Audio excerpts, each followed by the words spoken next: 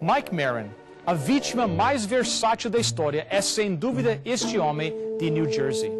No período de 5 anos, ele resistiu a 83 assaltos e foi hospitalizado 20 vezes. Ele foi esfaqueado, levou tiros por 2 vezes, foi assaltado com um cano de metal, quebraram-lhe os dentes, roubaram de $2.000 em dinheiro, 4 carros e muitas sacolas de compras. De acordo com relatórios de jornais, a polícia de New Jersey ofereceu a Maren um receptor transmissor portátil, um meio rápido de pedir socorro. Mas ele não aceitou. Eles roubariam também isso, explicou.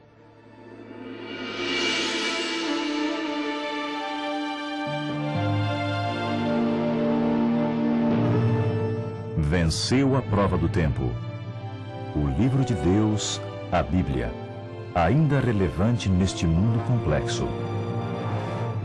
Está escrito, partilhando mensagens de esperança ao redor do mundo. Hoje, no programa Está Escrito, o pastor Bill Santos apresenta o tema Encarcerado. Vítima. Uma palavra que ouvimos muitas vezes em nossos dias. Creio que alguns usam demasiado e muito frequentemente esta palavra. Aqueles que dizem ser sempre vítimas, não importa a veracidade dos fatos. Periodicamente, nós deparamos com situações como a de Mike Maron, que em realidade foi vítima de tratamento injusto e incorreto, e sentimos pena da pessoa. Se alguém conheceu tratamento injusto, maltrato, o que significa ser vítima, foi José. Primeiramente, ele recebeu tratamento injusto de sua família. Seus irmãos o odiavam e queriam matá-lo, mas ao invés o venderam à escravidão. Depois, sua situação tornou-se restrita.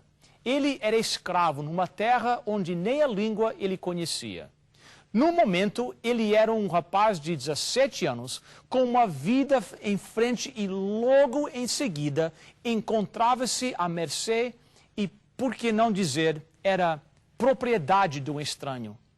Ainda mais, foi falsamente acusado. Após ganhar a confiança de seu chefe Potifar, a esposa deste tentou seduzi-lo. Como já estudamos, ele não se submeteu à sua vontade, portanto, ela mentiu e acusou de ter cometido estupro. Como resultado, ele foi colocado na prisão e abandonado. É na prisão que encontramos José no estudo de hoje. De acordo com Gênesis 40, verso 15, ele encontrava-se num calabouço.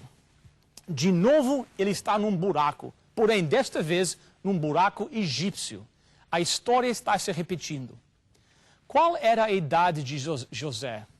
Bem, ninguém sabe com certeza, talvez perto de 30. Mas a pergunta importante é, aonde estava Deus? Vemos Deus nas coisas boas, algumas vezes em situações questionáveis, mas aonde está Deus quando tudo dá errado? Onde está Deus quando encaramos o calabouço? Gênesis 39, verso 21. O Senhor estava com ele e o abençoou, de modo que ele conquistou a simpatia do carcereiro. Este pôs José como encarregado de todos os outros presos, e era ele quem mandava em tudo o que se fazia na cadeia. E nenhum cuidado tinha o carcereiro de todas as coisas que estavam nas mãos de José, porquanto o Senhor era com ele, e tudo o que ele fazia, o Senhor prosperava. O Senhor era com José. É ali que estava o Senhor. Estava bem ali. Ele nunca saiu dali. Nunca se ausentou. Estava com José. Não somente isso. Ele fazia por José o mesmo que fez antes. Deus o favoreceu aos olhos dos outros. 2 vezes lemos no curto relato, o Senhor estava com José. José começou a ver a mão de Deus em sua experiência na prisão. Falsas acusações colocaram José na prisão, mas Deus permaneceu junto a ele e deu-lhe forças. Como resultado, José achou graça aos olhos do chefe dos carcereiros. esta confiança em José colocou ele como encarregado de todos os presos. José era tão respeitado e confiável diante do chefe que este não supervisionava nada que estava ao seu cargo, porque o Senhor estava com ele e tudo o que ele fazia, o Senhor prosperava. Notem que o Senhor era o primeiro na vida de José. Ele era o foco principal da vida deste rapaz. Deus se encontrava entre José e as circunstâncias que o rodeavam. Por isso, José reconhecia Deus e entendia os seus objetivos. Desta forma, Deus podia usar a José. Diante de uma experiência de calabouço, o que vem à mente rapidamente é que fomos esquecidos por Deus. Você já se sentiu assim? Você implora a Deus e não houve resposta? Você sabe que José não merecia estar na prisão, mas ele enfrentou a situação de maneira brilhante. Esta é a maravilha da história. Em primeiro lugar em sua vida estava sua relação virtual com o Senhor e por isso Deus o usou de maneira estratégica e significativa. Gênesis capítulo 40, verso 1. Passado algum tempo, o rei do Egito foi ofendido por dois dos seus servidores, isto é, o chefe dos copeiros, que era encarregado de servir vinho, e o chefe dos padeiros. O rei ficou furioso com os dois e mandou deitá-los na cadeia que ficava na casa do capitão da guarda, no mesmo lugar onde José estava preso. O mordomo era quem experimentava o vinho e a comida antes que Faraó se servisse deles. Desta forma, se o alimento estivesse envenenado, o mordomo pereceria e o faraó continuaria vivo. Em muitos aspectos, o mordomo era a pessoa mais confiável da corte. Se essa confiança fosse traída, sérias consequências seguiriam. Algo deve ter acontecido para que o mordomo fosse colocado na prisão, como também o padeiro. A razão da queda e do castigo deles não foi mencionada, mas o acontecido deixou o faraó tão furioso que eles foram mandados para a prisão. E uma vez que os caminhos de Deus são profundos, foram para a mesma prisão onde se encontrava José. José e esses homens estavam na prisão por razões diferentes, mas eles se encontravam no mesmo lugar, sofrendo as mesmas misérias. E nesta experiência, José pôde testemunhar a eles. A história continua. Verso 4. O comandante da guarda pô-los a cargo de José para que o servisse. E por algum tempo estiveram na prisão. Eles ficaram muito tempo ali. E o capitão deu a José a tarefa de cuidar deles. E ambos sonharam cada um o seu sonho, na mesma noite. Cada sonho com a sua própria significação. O copeiro e o padeiro do rei do Egito, quem se achavam encarcerados. Quando José veio vê-los de manhã, notou que estavam preocupados. Então perguntou aos oficiais de Faraó como eles estavam no cárcere da casa de seu senhor. Por que tendes hoje triste o semblante? Se houvesse alguém com razão para estar triste, seria José. Sua condição era muito pior do que a dos outros presos. Eles estavam lá por um capricho de Faraó e certamente não ficariam ali para sempre. Mas José havia sido acusado pela esposa do primeiro executivo de Faraó e não sabia se voltaria a ver a luz do dia. Mas apesar do seu próprio dilema, José percebeu a necessidade desses dois homens. Quando o seu coração está bem, mesmo que o chão tenha desaparecido debaixo dos seus pés em sua vida, é impressionante como você vê e consegue perceber a necessidade do seu próximo. Ao invés de dizer, você pensa que tem problemas? Venha ouvir o que eu tenho para contar. José disse, por que estão tão tristes? O que há com vocês? Eu admito que parece estranho esse tipo de pergunta numa prisão, mas isto mostra a habilidade de José para ver além de suas próprias necessidades, a fim de ministrar e ajudar os outros. Recentemente li uma história que ocorreu na vida de Thomas Edison, que ilustra perfeitamente os benefícios de uma atitude positiva. O filho de Edison, Charles, escreveu sobre tal no livro Thomas Edison, o Elétrico. Numa noite de dezembro, o alarme fogo ecoou no local. Houve uma explosão espontânea no quarto de filmes. Dentro de momentos, todo o material de embalagem, celulóide para discos, filmes e outros materiais inflamáveis foram para o ar. Por não encontrar o meu pai, fiquei preocupado. Estaria ele bem? Com todos os seus bens desaparecendo em fumaça, será que sua cabeça estava boa? Já tinha 67 anos, não estava em posição de começar tudo de novo. Viu o pai correndo em direção a ele. Onde está a mamãe? Vai buscá-la imediatamente. Diga a ela que traga suas amigas. Certamente ela nunca mais terá oportunidade de ver um incêndio como esse. Pode imaginar? Ao invés de dizer, oh Deus, será que eu mereço isto? Estou com 67 anos e vivi minha vida fazendo o bem. E é isto com o que eu ganho em retorno? Não, ele disse, filho, busca sua mãe. Este incêndio é impressionante. O filho de Edison acrescenta, às 5h30 da manhã seguinte, quando o incêndio mal estava controlado, ele chamou seus empregados e anunciou, vamos reconstruir. Pediu a um homem que contratasse todas as lojas de máquinas da área, ao outro que obtivesse guindastes de demolição. E aí alguém teve a ideia, aonde podemos conseguir algum dinheiro? Mais tarde ele se explicou. Você pode sempre capitalizar depois de um desastre. Simplesmente, nós nos livramos de um monte de entulho. Vamos reconstruir algo maior e melhor em cima dessas ruínas. Logo após, ele enrolou seu casaco como travesseiro, deitou sobre uma mesa e caiu num sono profundo. José fez algo semelhante. Ele disse, por que estão tristes? O que está acontecendo nesta prisão? Gênesis, capítulo 40, versículo 8. Eles responderam, cada um de nós teve um sonho, e não há ninguém que saiba explicar o que esses sonhos queriam dizer. Garanto que José teve que se segurar quando ouviu isto. Estavam preocupados com um sonho que não entendiam. Mal sabiam que estavam na presença do sonhador dos sonhadores. Gênesis 40, verso 8.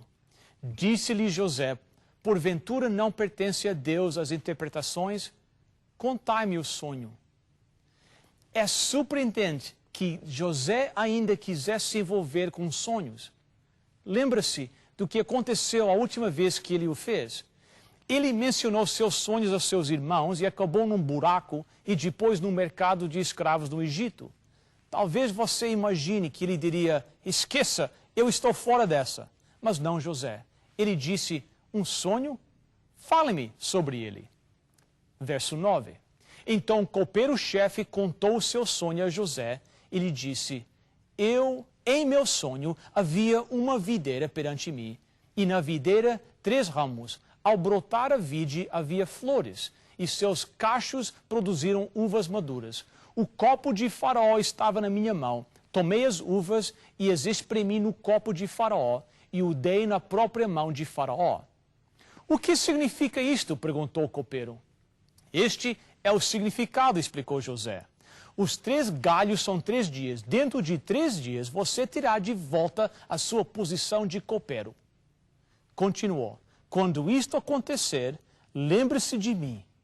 E explicou ao copeiro um pouco da sua condição inocente.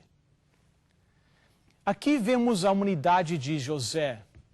Interessante notar que ele não era um santo feito de gesso, nem uma pessoa, mas era uma pessoa humana e real. Ele sabia que às vezes presos saem da prisão por terem conexão com as pessoas certas. E quem teria mais facilmente acesso a Faraó do que o copeiro? Não podemos criticá-lo por isso. O padeiro ouviu a conversa e talvez imaginou que o seu sonho também traria boas notícias. Então virou-se para José e disse: agora é a vez do meu sonho. Gênesis 40, verso 16.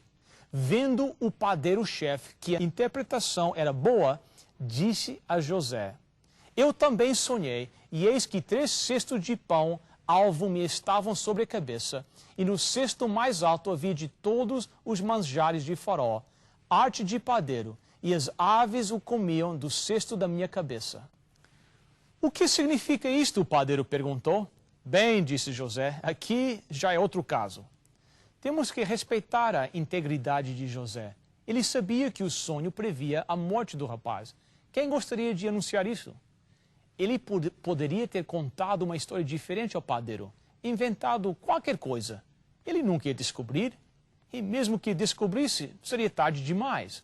Mas José era um homem verdadeiro. Ele não estava a fim de fazer amigos, ele era representante de Deus. As 3 cestas são 3 dias. Dentro de 3 dias, você será executado. Isto era cruel, mas José disse a verdade. Enfatizo este ponto, pois quero que todos o entendam. Ter uma atitude positiva com relação a Deus não significava viver fora da realidade. Quando você diz somente coisas agradáveis para todos, sempre de maneira otimista, seja a situação real ou real. Eu acredito em ter sempre atitude positiva, mas não acredito em mentiras. Creio que os cristãos devem sempre pensar e falar de maneira positiva, pois esta é a maneira de agir quando vemos os fatos através dos olhos de Jesus. Mas isto não é o mesmo que viver sempre no mundo dos sonhos, falando coisas somente para agradar alguém, mesmo quando não falamos a realidade. José disse: meu amigo, os seus dias estão contados, 3 dias para ser exato. E foi isso que aconteceu. Os eventos que envolvem os 2 homens aconteceram exatamente como predito por José. Gênesis 40, verso 20. No 3º dia, que era o aniversário do nascimento de Faraó, deu este um banquete a todos os seus servos, e no meio destes reabilitou o copeiro-chefe e condenou o padeiro-chefe.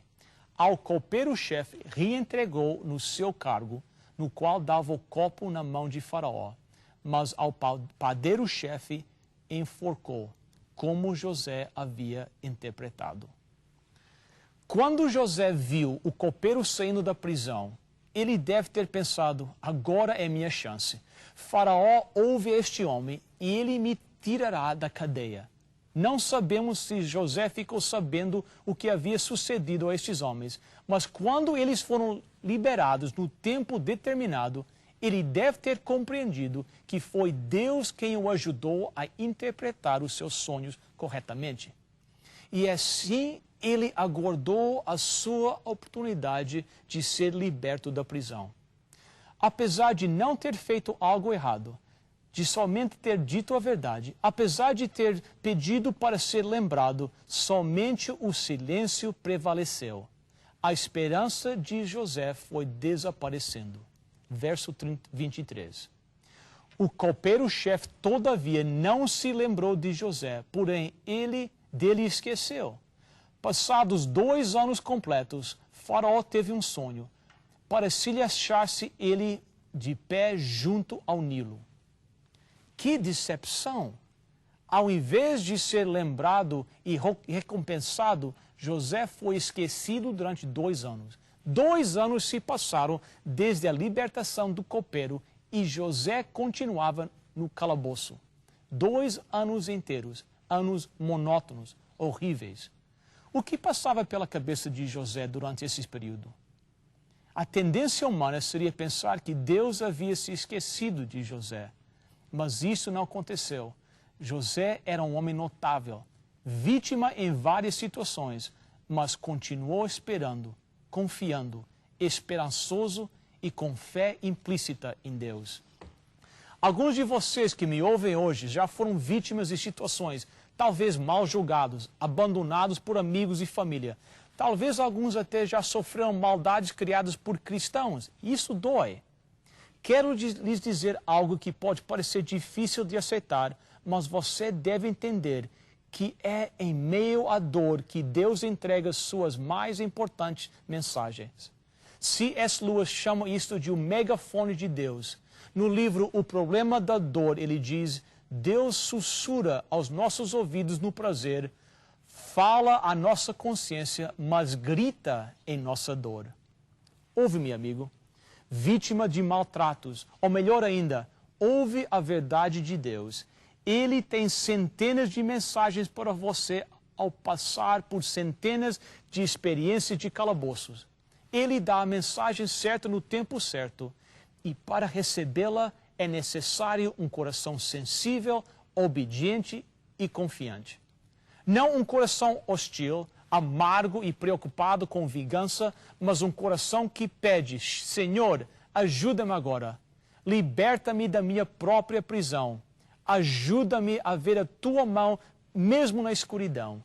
No sofrimento, molde-me, Senhor, ajuda-me a te encontrar, mesmo em hora de abandono. Faça esta oração. Transforme as suas provações em confiança ao pedir a Deus que use sua aflição, o seu calabouço, o abandono para o seu propósito. Eu te peço, faça isso ainda hoje. Eu sei que o seu mundo não está impregnado de prisões egípcias ou de sonhos a serem interpretados. O seu maltrato não vem em formas diferentes, mas de qualquer forma magoam. Você sente a horrível rejeição ao fazer o certo e ainda ser maltratado? Em meio a tudo isso, lembre-se, Deus não te abandonou. Ele não te esqueceu. Ele nunca se ausentou. Ele entende a tua dor de coração, o teu sofrimento. Ele quer que andemos bem pertinho dele. Deus é bom. Jesus Cristo é real. Minha prece é que Ele faça por nós o que Ele fez por José, que Ele nos dê a força para resistir. Quando o sol já não brilha, vejo o dia findar. Tenho medo da noite que está para chegar. Ouço a voz do meu mestre, do meu Rei e Senhor. Vem a mim e não terás temor. Sei que acaba a tormenta e o sol vai raiar e as nuvens tão negras passarão. Eu te peço, meu Deus, ao meu lado vem estar, mão na mão, caminhando para o lar. O inimigo só tenta minha fé destruir e murmura ao ouvido quando vais desistir. Mas eu ando com Cristo em caminhos de luz. Minha fé firme está em Jesus. Sei que acaba a tormenta e o sol vai raiar e as nuvens tão negras passarão. Eu te peço, meu Deus, ao meu lado vem estar, mão na mão, caminhando para o lar. Meu Jesus logo volta e nos leva para o lar, e ali com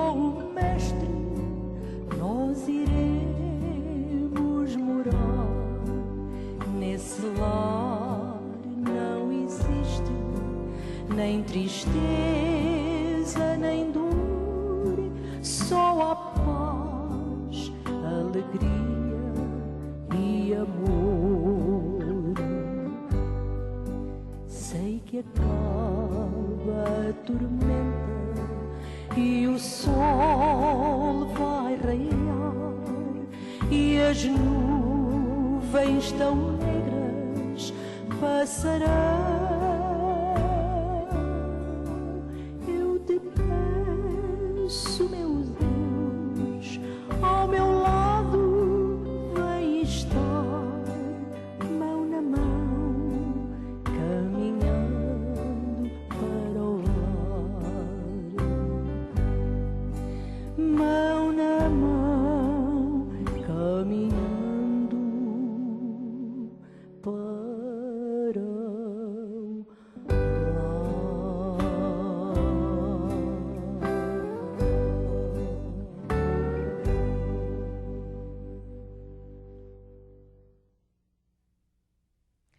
Que mensagem importante ouvimos hoje.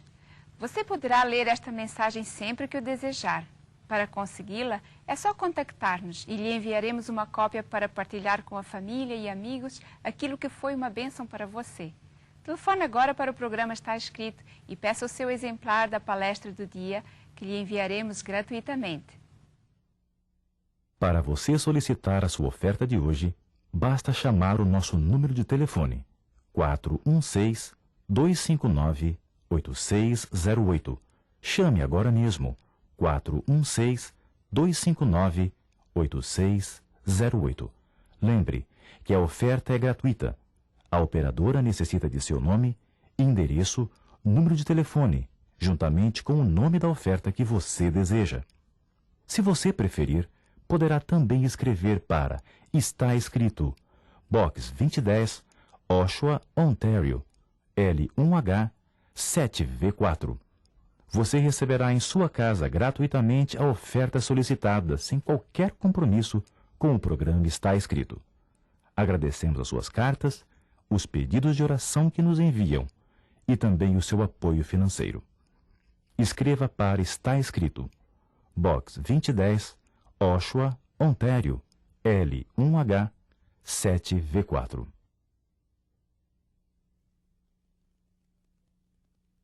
Como foi bom ter um amigo conosco nesta semana. Desejo vê-los na próxima semana de novo. Até lá, lembre-se, está escrito, não só de pão viverá o homem, mas de toda a palavra que sai da boca de Deus.